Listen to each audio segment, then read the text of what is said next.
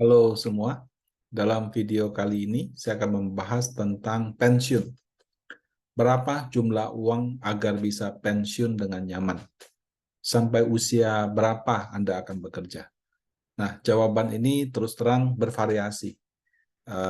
Tergantung Anda sedang di tahapan financial freedom atau masih sedang bekerja mengumpulkan pundi-pundi kekayaan. Bekerja itu bisa kerja profesional ataupun punya usaha gitu ya.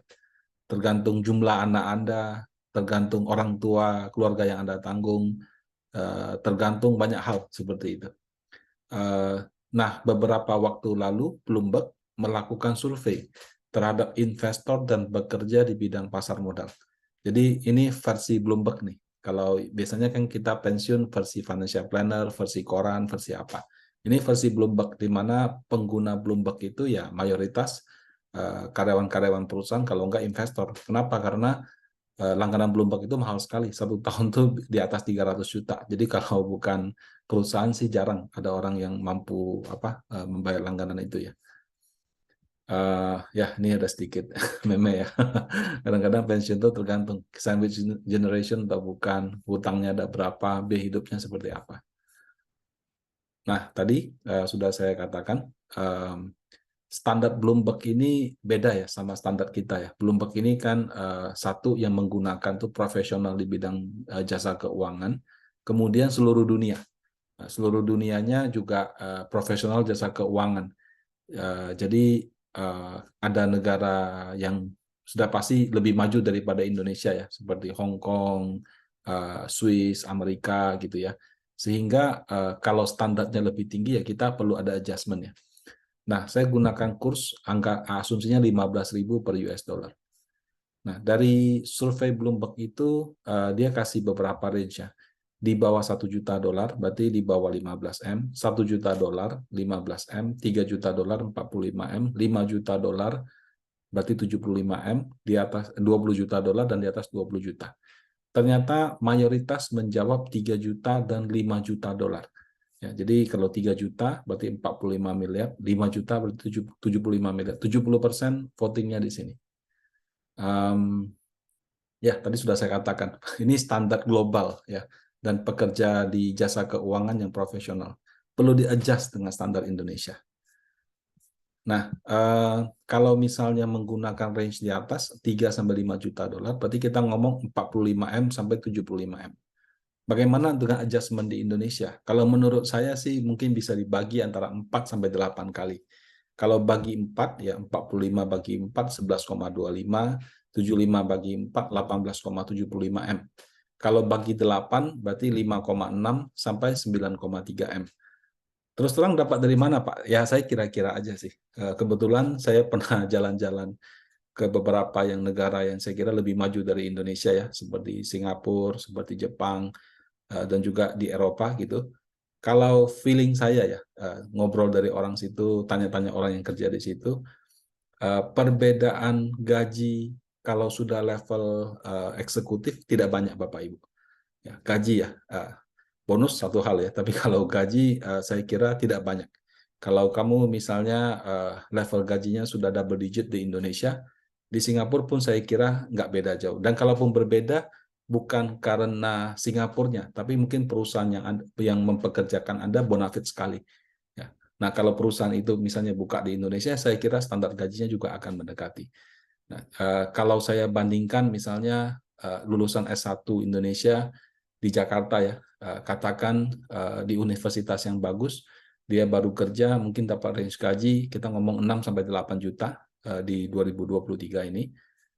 Kalau kamu S1 di Singapura mungkin sekitar 3.000 sin. 3.000 sin berarti 30 juta lah, anggap 33 juta.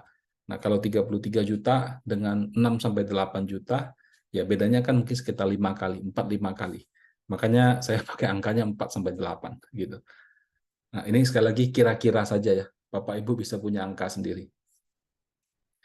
Nah, angka yang tadi 3 juta sampai 5 juta ini ternyata dia juga melakukannya per domisili, di mana US Kanada. Ya, US Kanada sama ya 3 juta 5 juta, di mana 5 jutanya lebih banyak. Asia ya Asia yang 1 jutanya cukup banyak di sini. 3, tapi tetap 3 dan 5 yang paling dominan. Berarti Indonesia masuk kategori yang Asia ya. Kemudian Australia, Oceania, tetap yang dia cuma malah ada 3 kategori. 1 juta, 3 juta, 5 juta. Di mana 3 juta itu yang menjadi standar. Eropa juga sama. Nah, Timur Tengah ya 1 juta, 3 juta, 5 juta, lebih dari 20 juta. Ya. Kemudian Amerika Selatan, dia yang bobot 20 jutanya lebih banyak, ternyata Amerika Selatan standarnya tinggi sekali ya. Dan baru Afrika yang hitamnya atau di bawah 1 jutanya ada dan cukup dominan, tapi tetap 3 juta dolar. Jadi investor dan pengguna Bloomberg ya dari mancanegara memberikan jawaban seperti ini. Ya, jadi kalau kita lihat hanya pada Asia ya, memang sih ada hitamnya ya, walaupun sedikit. Kemudian ada pinknya yang 1 juta, tapi tetap 3 dan 5 ini dominan. Cuma ya Asia juga sangat luas ya. Kalau kita compare Indonesia dengan Malaysia, mungkin nggak beda jauh. Indonesia dengan Brunei mungkin juga nggak beda jauh standar kehidupnya. Tapi kalau coba Anda compare Jakarta sama Hong Kong, ya Jakarta sama Singapura, nah mungkin cukup berbeda. Jadi ya tergantung lah ya yang voting ini berapa banyak gitu.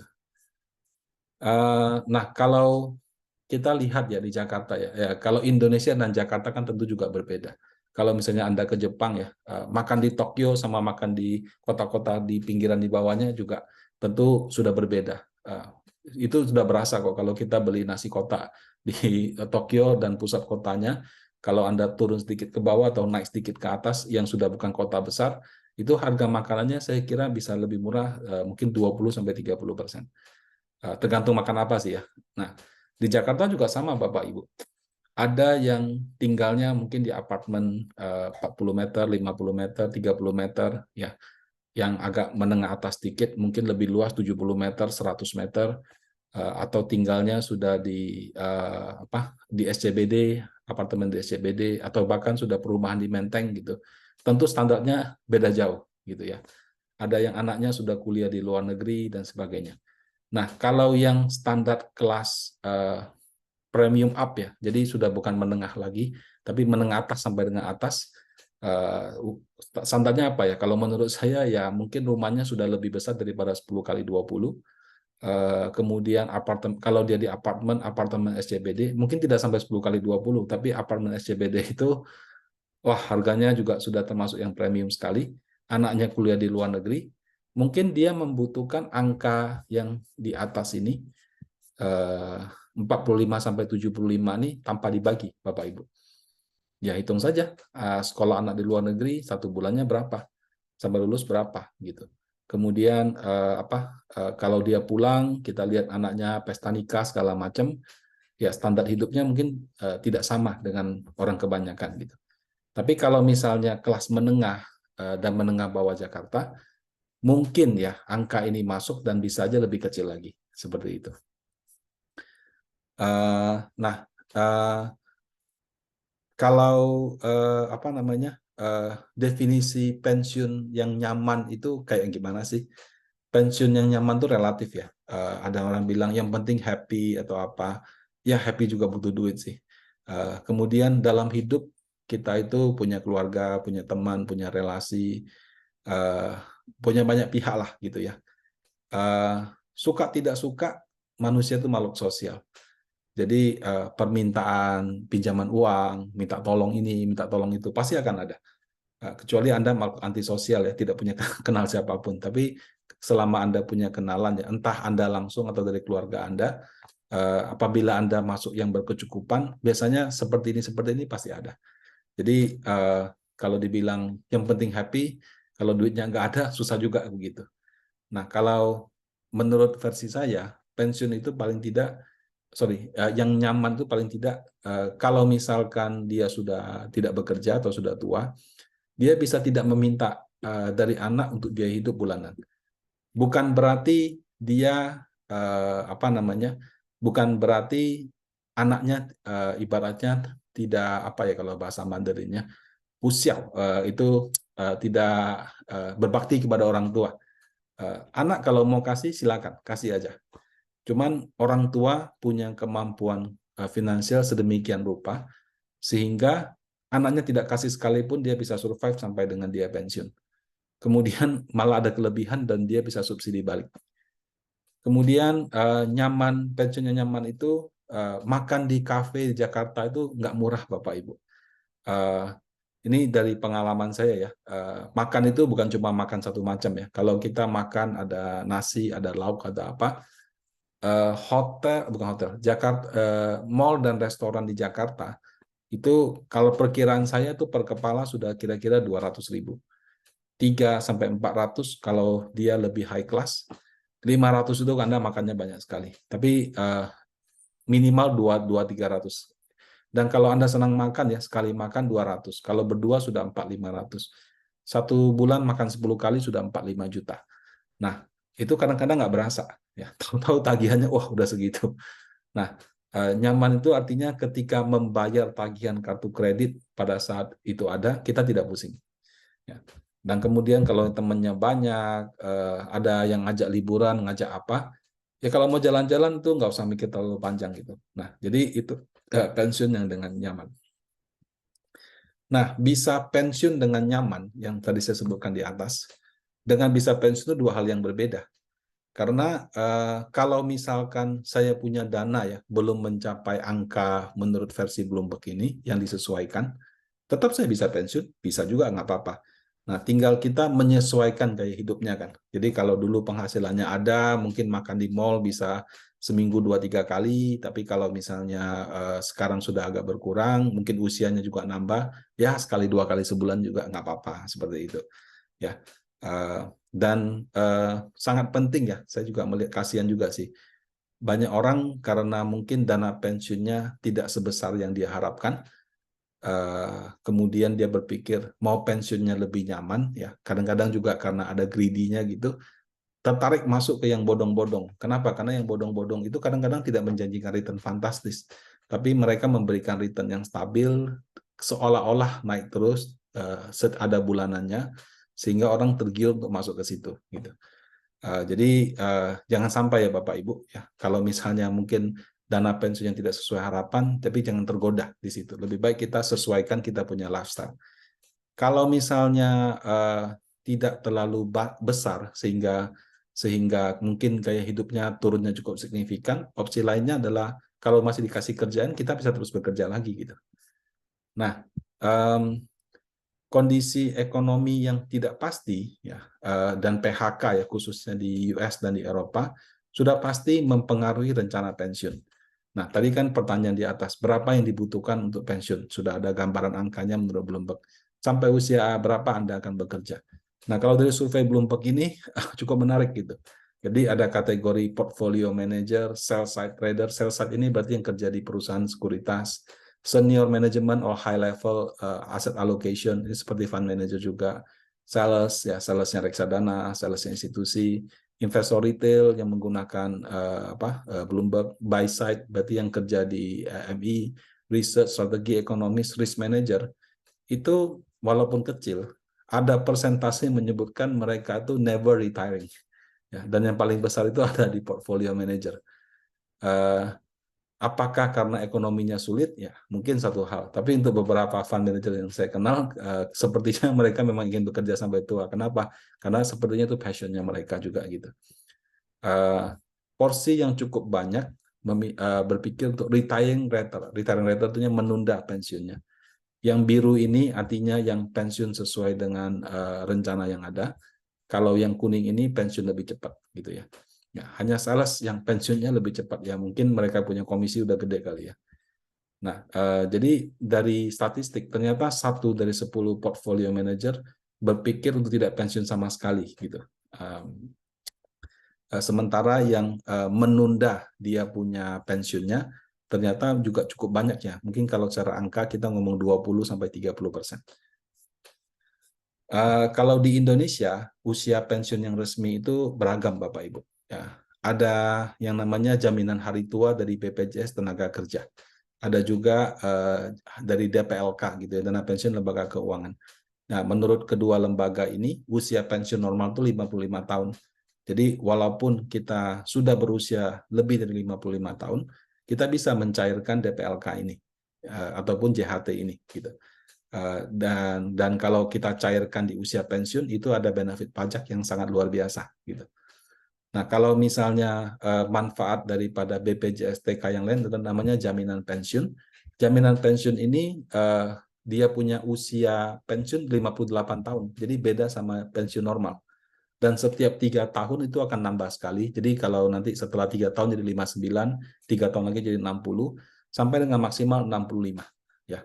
Jadi usia pensiunnya ada 2 versi ya, versi JHT 55 dan versi JP yang saat ini 2023 di 58 tahun. Untuk profesional ya, usia 55 itu terus terang masih muda Bapak Ibu. Ya, rambutnya masih hitam, tenaganya masih kuat, energinya nggak kalah sama anak muda gitu ya.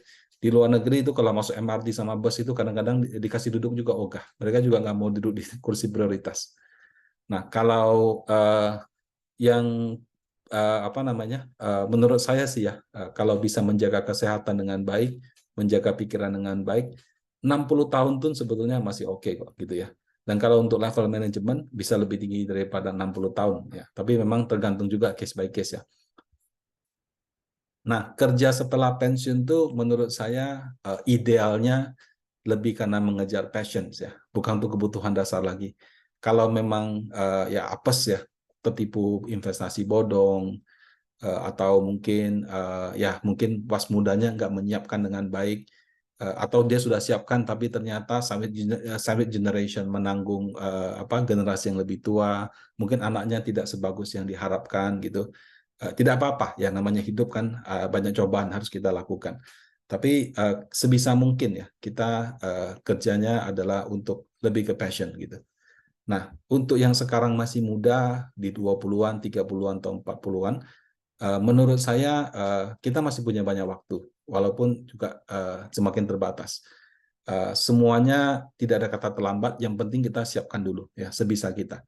Dari beberapa diskusi dengan para ahli, menurut saran mereka, untuk mempertahankan lifestyle itu setidaknya kita perlu menginvestasikan dari saat ini 15% daripada gaji. Jadi berapapun yang diterima 1 bulan, usahakan 15% disisihkan untuk hari tua. Nah, jadi dengan demikian, nanti pada saat pensiun nanti, ya tergantung lifestyle orang, kita sudah punya dana yang cukup.